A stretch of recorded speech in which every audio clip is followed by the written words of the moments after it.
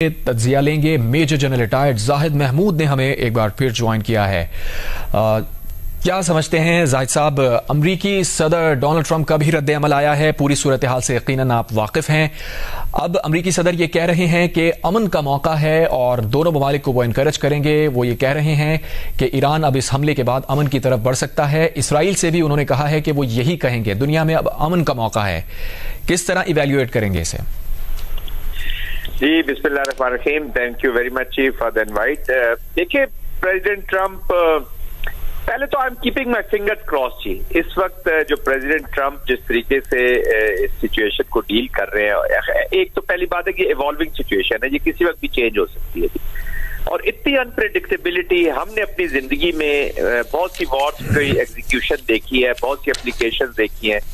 जितनी अनप्रेडिक्टेबिलिटी और गैर रवायती व्हाइट हाउस हमने इस जंग में देखा है, शायद ही हमने पहले कभी देखा हो। तो अभी भी मैं कहूंगा कि मैं तो अपनी fingers, I am keeping my fingers cross कि ये कल क्या सिचुएशन आगे डेवलप होती, क्योंकि यही प्रेसिडेंट ट्रंप आज से कुछ दिन पहले कह रहे थे कि अगर ईरान ने हमारे एसेट्स के ऊपर हमला किया तो उसको बहुत भारी नुकसान उठाना पड़ेगा।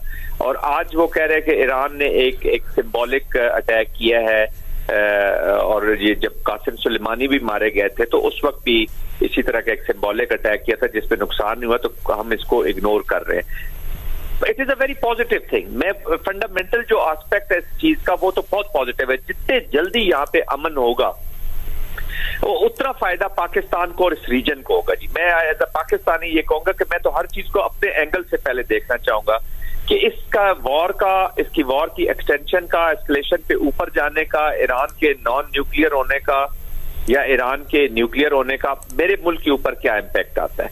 तो पाकिस्तान इससे बुरी तरह मुतासिर होगा जितनी ये प्रोलॉन्ग होगा। जितनी जल्दी अमन होगा पाकिस्तान को उसमें फायदा है जी।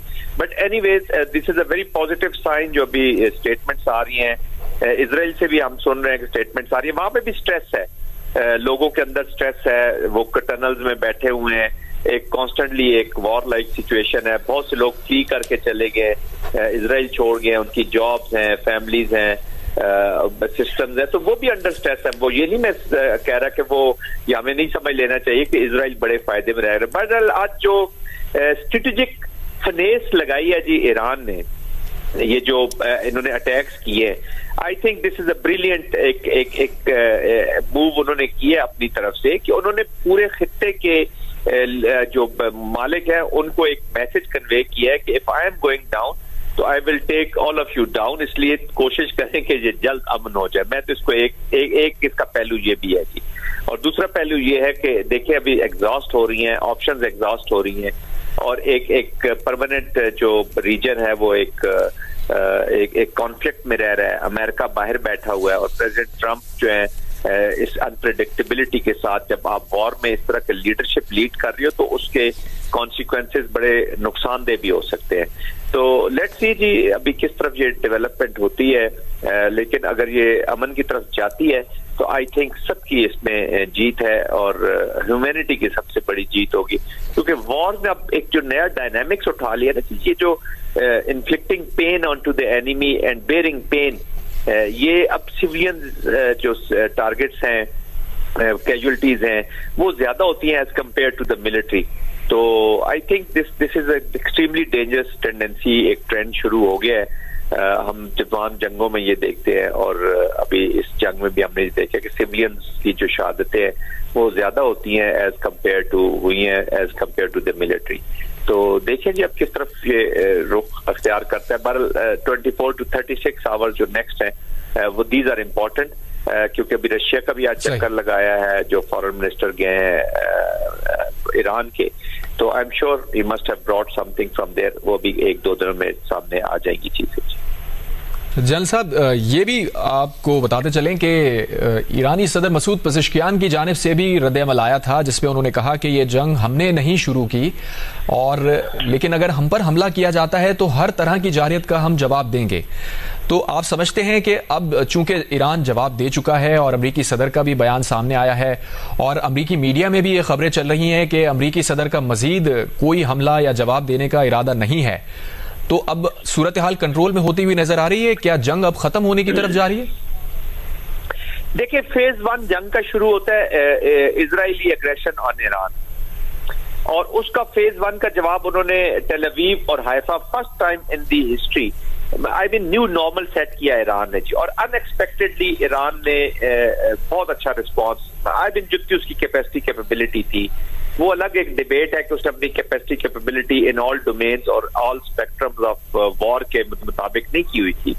इतना ह्यूज डिफेंस बजट होने के, सब्सटेंशियल डिफेंस बजट होने के बावजूद, तो इजराइल को उन्होंने आप कह लें कि क्विड प्रो को में रिस्पॉन्ड किया जी, वहां पे टारगेट। अब जब अमेरिका ने हमला किया है तो फिर ऑफ कोर्स जो नेशन का एक रिजॉल्व है वो चैलेंज हुआ दोबारा।